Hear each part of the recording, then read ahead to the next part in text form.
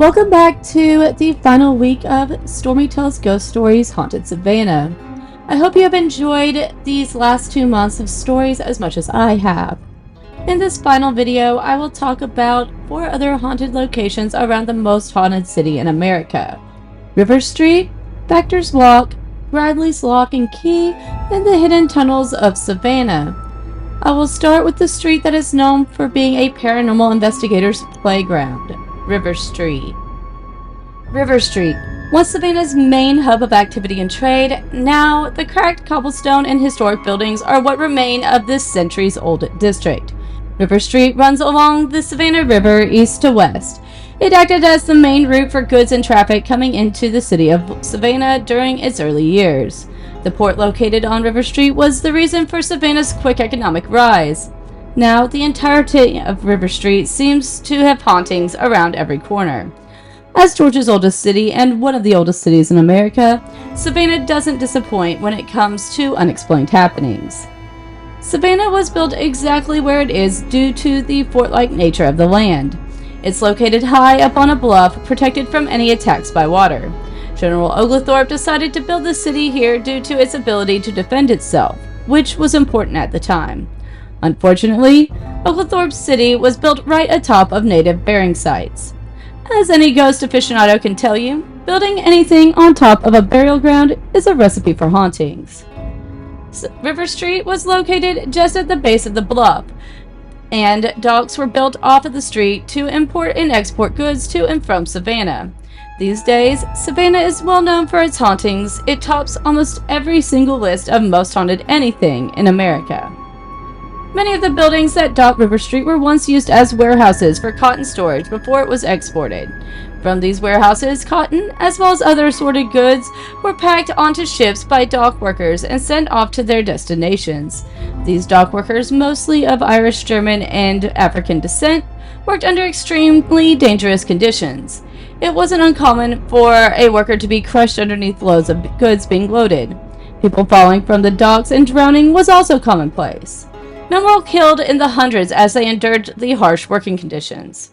This has led to the belief that the entire area of the dock is haunted. It's basically a huge unmarked graveyard. It's no coincidence that people have seen apparitions of men dressed in period clothing darting from one place to another along River Street. Not only did these docks send goods out, they took goods in as well. For most of a century, these imports included human beings, enslaved people coming into America to work farms. These people were stolen from their homeland, ripped from their families, and brought to a strange land to work for nothing and to face a lifetime of abuse, neglect, and extreme mistreatment. After enslaved people were unloaded from these cargo ships, in which they faced unrealistic port conditions, they were brought into the large warehouses of River Street. This was done to hide them from the potential buyers, as slave sellers did not want people to see the terrible condition that these men and women were in. Once the enslaved people were deemed ready to bring to market, they were hurried out the back of these warehouses and brought through the Factor's Walk area. Many of these people never actually made it out of the warehouses alive, as they were forced to endure disease and terrible conditions inside of the warehouses as they awaited their fate. There's even remains of some metal shackles along River Street that were once used to bind human beings. River Street is just steps away from what is known as Factor's Walk, another of Savannah's tourist hotspots. River Street is one of Savannah's most popular stops. Its boutiques, restaurants, and historical lore draw visitors from all over the country. Its old cobblestone streets tell a story of a dark past, however. If we step back a few hundred years, we'll see enslaved African people being shuffled into stone tunnels to be traded, immigrant workers loading cargo ships with cotton, thieves and drunkards hanging out in the darkest alleyways along the streets. The same buildings that stored cotton and enslaved folks are now the hotels, offices, and cafes seen today. We will talk more about stories from Factor's Walk in just a few minutes. Along Savannah's River Street are a number of hotels. One of them, the River Street Inn, is rumored to be haunted by several spirits. Located on East Bay Street, just steps away from River Street, The River Street Inn features 5 floors of guest accommodations, and it is the city's only member of Historic Hotels of America. During the early part of the 19th century, Savannah was the second largest cotton seaport in the world. Its original 2-story floors housed the cotton that moved through the port. The hotel expanded its original layout of 44 guest rooms to 86 in 1998. The top floor is supposedly the most haunted wing. Visitors have reported the sound of big wheels rolling across the floor above. Others claim they've seen a man wearing a white shirt and tan pants. Some have heard toilets flush when no one was in the bathroom. Still, more have found things moved around the room with no one to blame. Another famously haunted hotel on River Street is the Old Harbor Inn, which I talked about in week 5. Now I'm going to go on and look a little more into the stories about Factor's Walk. One of Savannah's most popular tourist destinations, Factor's Walk, is a grouping of markets and shops that have been around since the 18th century. With all the hustle and bustle that goes on there, some stories of the ghostly kind have slipped beneath the cracks. Factor's Walk is said to have been part of Savannah since the early 18th century. The first buildings on Factor's Walk were built in the 1820s, but the market existed there before the buildings were ever erected. It was a marketplace where various goods like cotton were sold and bulk deals were made. However, it was also a marketplace for buying and selling enslaved people. You may be wondering how Factor's Walk got its name. Since it was a place where cotton goods were bought and sold, those who set the prices for cotton were known as factors. Despite the Civil War raging the country and city, Factor's Walk continued to grow and develop as a place where the city's business was done. Think of it like a mix between 18th century Wall Street and a shopping mall combo. Just because the environment of Factor's Walk is bustling and noisy doesn't mean that the spirits there hide in the shadows. Aside from the numerous shops and venues, Factor's Walk has a few more hidden discoveries to make. The entrances of various underground tunnels located in the area are roped off but visible when walking down Factor's Walk. These tunnels are said to lead to different parts of the city and ended in basements of buildings. The tunnels are rumored now to be occupied by a few spirits that once used them. The loud, booming voices of men can be heard echoing from the sealed-off entrances. Some believe that these voices are actually spirits of enslaved people as they were brought and sold and then transported through tunnels near Factor's Walk. During the night, visitors to Factor's Walk have seen an extremely tall and shadowy figure that just hovers around or stands menacingly. Others have been followed by this entity, claiming that a cold rushed past them as the entity disappeared. The cobblestone streets and pathways of Factor's Walk hold every energy that has passed over them, absorbing even the darkest secrets. Factor's Walk should be the #1 stop for anyone visiting Savannah. Not only will you get the best of Savannah's shopping and food, but you'll likely experience the spirits that call this little stretch of market home. Now we're going to visit a building that houses quite a few haunted items, Bradley's Lock and Key. The building at 24 East State Street is home to one of the oldest locksmith shops in the country. Bradley's Lock and Key has been a business since 1883, and it's been a cornerstone in Savannah ever since. The shop hasn't changed much since it's opened and is filled to the brim with all sorts of antiques, from pictures of Harry Houdini to bar stools occupied during the Civil Rights era sit-ins. You name it, and the Bradleys have probably got it. The Bradleys are well known in Savannah, so when a serial killer murdered a family member in 1994, the city was shocked. Milton Bradley, a 72-year-old World War II veteran, was brutally bludgeoned to death by Gary Ray Bowles. Though Bowles was put to death in 2019, it took almost 25 years for authorities to catch up to him. Bowles was able to take the lives of 6 men before he was caught. Despite the tragedy, Bradley's Lock and Key lives on. Many suspect that the building is haunted, and they're not wrong. Attachment theory is a common theme in paranormal circles. Old things hold memories. and ghosts stay attached to those memories after death. With the number of antiques stored inside Bradley's Lock and Key, there are sure to be quite a few poltergeists floating around. Many report seeing strange shadows moving around the building at night, along with ghostly apparitions standing in the windows. According to previous residents, living in the apartment just above the shop is a nightmare. Objects tend to move on their own, unusual noises and scents emanate throughout the building, and strange figures tend to float through the walls. According to some, the ghost of Harry Houdini is also rumored to appear in the building. The business first opened when Deanie Bradley's grandfather was riding the trolley one morning and had a revelation that would make a mark on Savannah. He noticed the large necklaces with keys on them that had become so popular during the time. Seeing an opportunity for a lucrative business, he decided that he would become a locksmith. Eventually, his grandson took over and made Bradley's Lock and Key a family legacy.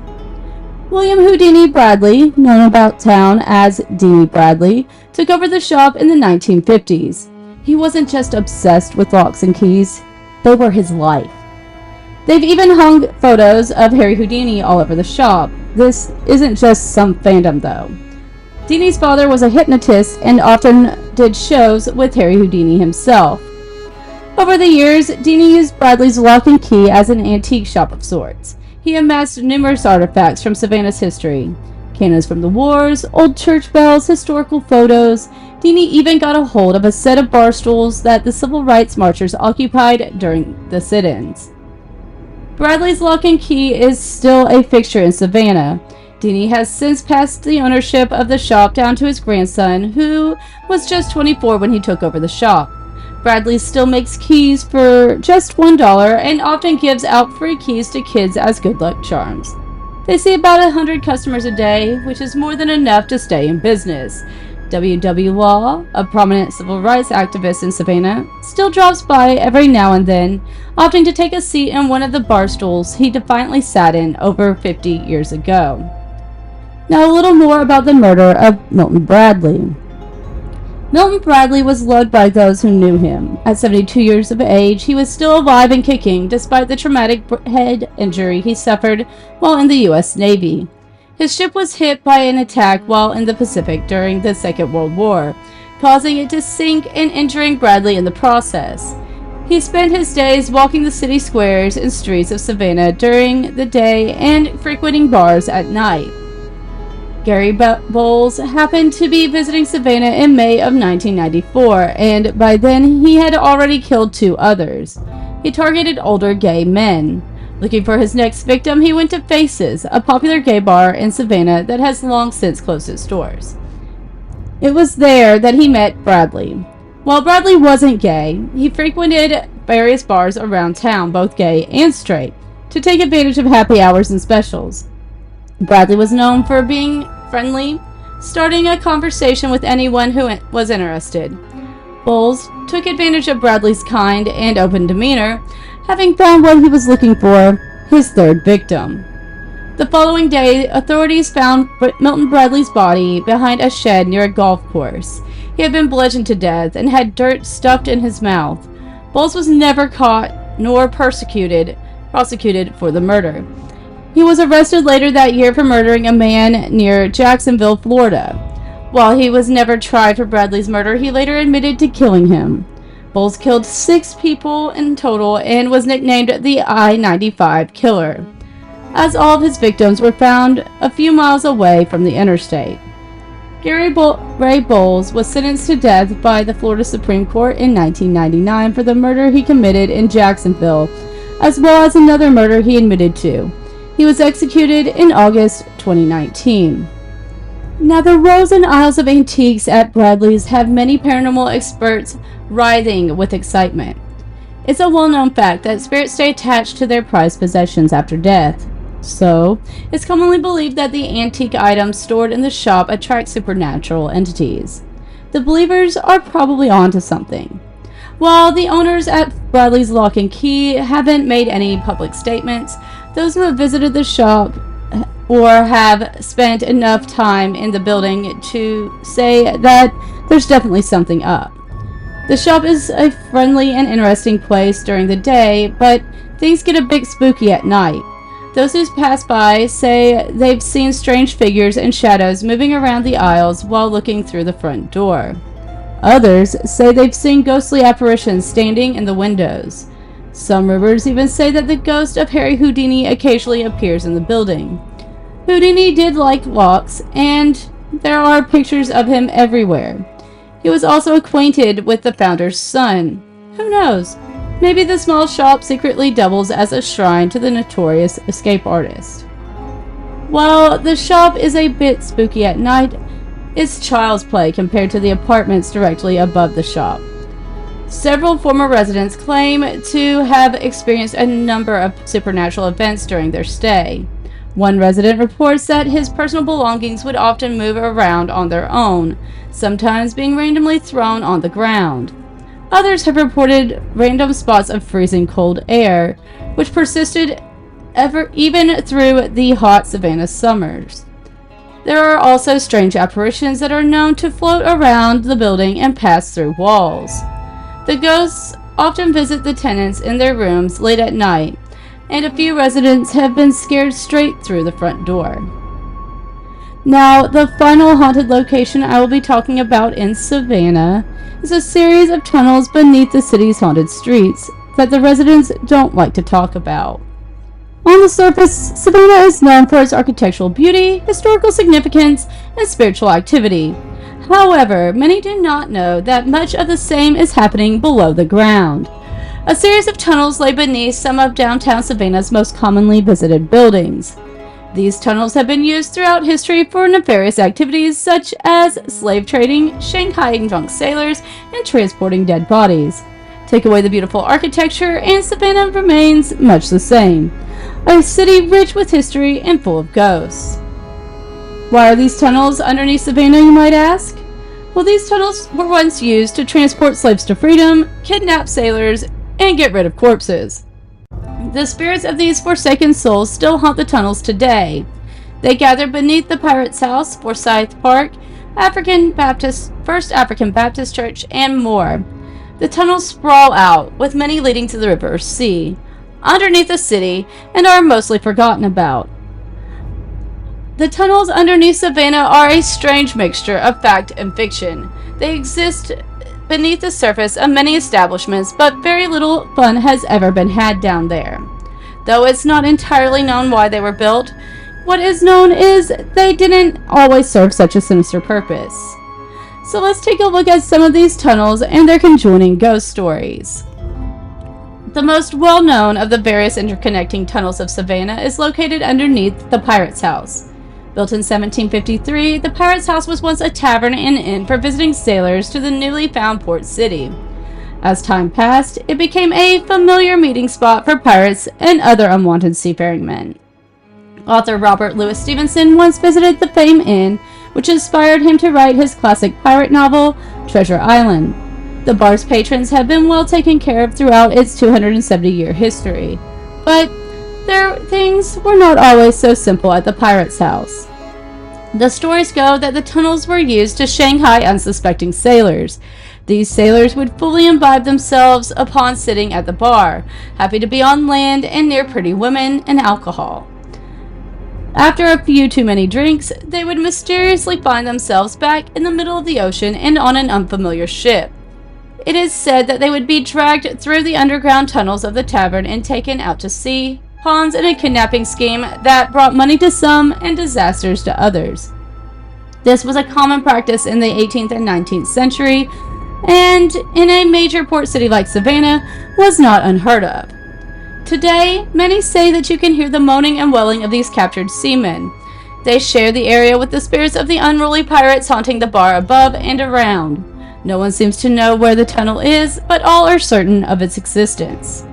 The tales of Prohibition-era alcohol transportation techniques also accompany these stories of kidnapped sailors. While these very likely may be true, it appears the larger truth to these tunnels is that they were built to strengthen the institution of slavery. Slaves would secretly be brought through the tunnels as slavery was initially illegal in the colonial Georgia and their holding areas. Later, they were utilized by those looking to escape the horrors their ancestors once went through. Many of these tunnels were used as part of the Underground Railroad during the Civil War and the years prior. The most crucial evidence of this can be found below the First African Baptist Church. The First African Baptist Church was first organized in 1773, making it older than America itself. After British occupation in Savannah ended in 1782, their first pastor left for Jamaica to escape slavery. In 1859, the church was constructed along with the first black Sunday school in the United States. It was during this time that the tunnels underneath it were most active. Many slaves sought to escape the South during the Civil War and traveled north through tunnels known as the Underground Railroad. Small holes mark the floor of the First African Baptist. They are part of a shape of a Bakongo cosmogram, a circular pattern designed to appease the spirits. The holes in the design allowed escaping slaves to hide from persecution safely. Odd sounds are heard down there, much like the tunnels under the pirate's house. A local historian for the church stated that she is too chicken to go down in them herself. Now, the Great Yellow Fever epidemics of the 19th century did not spare Savannah. In 1876, the mosquito-bred disease left the city crippled and overrun with corpses. 1,066 people died in the Great Plague, and the local healthcare institution, Candler Hospital, was overwhelmed. Tunnels were constructed underneath Forsyth Park to transport the dead outside of city limits, as it was believed that corpses helped spread the disease. Stories are told of spirits below the grounds and inside Candler Hospital. These tunnels were constructed in 1884, 8 years after the last yellow fever epidemic, but they lead to the hospital's morgue, a death-filled place. All know them to be to harbor spirits of the city's past. This concludes Stormy Tells Ghost Stories Haunted Savannah on my Girls Rock Productions channel. I hope you've enjoyed all the stories over the last 2 months as much as I have. Don't forget to like and subscribe to my channel for more content. While you are here, check out my other playlists. Stormy Teaches Music will be picking back up the live streams on Mondays and Wednesdays at 11 p.m. Eastern, starting next Monday, January 5th. I will be doing the live covers on Monday of the songs I will teach on Wednesdays. I will also do a special lesson right after the cover on the January 5th for Almost Lover by A Fine Frenzy. And don't forget to tune in on Thursday at 6 p.m. Eastern for my first Stormy Talks True Crime video. If you are ever in the Wilmington, North Carolina area, sign up for the Wilmington Ghost Walk or Wilmington Spirits and Spirits Pub Crawl with the U.S. Ghost Adventures for me or one of our other talented guides to give you a tour and tell you some of the darkest stories the beautiful city on the beach has to offer. While you're visiting the area, if you should decide to stay or buy a vacation home here, check out my Moving to Coastal Carolina channel here on YouTube and contact me, as I am a licensed realtor here in southeastern North Carolina. Tune in next Tuesday at 6 p.m. Eastern to see what European city I will be talking about next month. Until then, have a great week and stay safe.